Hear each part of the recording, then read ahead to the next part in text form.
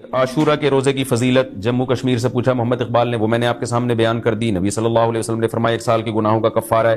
اچھا یہ بھی اسی میں پوچھتے ہیں کہ لوگ کہ 2 دن کے روزے ضروری ہیں یا 1 دن کا بھی روزہ رکھ سکتے ہیں؟ تو بعض علماء کی رائے یہ کہ اس زمانے میں 1 روزہ بھی جائز ہے، کیونکہ نبی صلی اللہ علیہ وسلم نے یہودیوں کی مشابہت کی وجہ سے حکم دیا تھا کہ 2 ملاؤ۔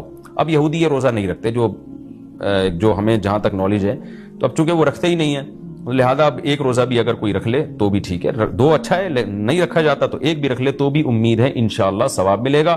اچھا یہ بھی ایک سوال پوچھتے ہیں لوگ کہ جیسے بھائی نے پوچھا کہ 2 یعنی قضا روزے کی نیت کرنا، تو خوب سمجھ لیں جن دنوں کا بھی کوئی فضیلت ہے نا روزہ رکھنے کی، جیسے پیر جمعرات کے روزے کی فضیلت ہے، ایام 20 کے روزے کی فضیلت ہے، اسی طرح 10 محرم کے روزے کی فضیلت ہے، اسی طرح 9 ذی الحجہ کے روزے کی فضیلت ہے، ان میں آپ قضا کی نیت نہیں کر سکتے۔ اگر قضا روزے کی نیت کی تو قضا روزے کا ثواب ملے گا، اس دن کے ثواب سے آپ محروم ہو جائیں گے، خوب سمجھ لیں۔ شوال کے 6 روزوں میں بھی ایسا ہی ہے۔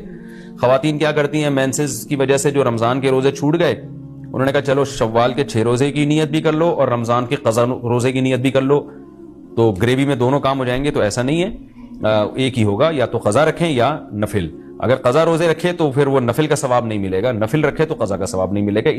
ان روزوں میں تداخل نہیں ہوتا، نفل اور قضا روزے جمع نہیں ہو سکتے، تو اس لیے عاشورہ کے دن عاشورہ کی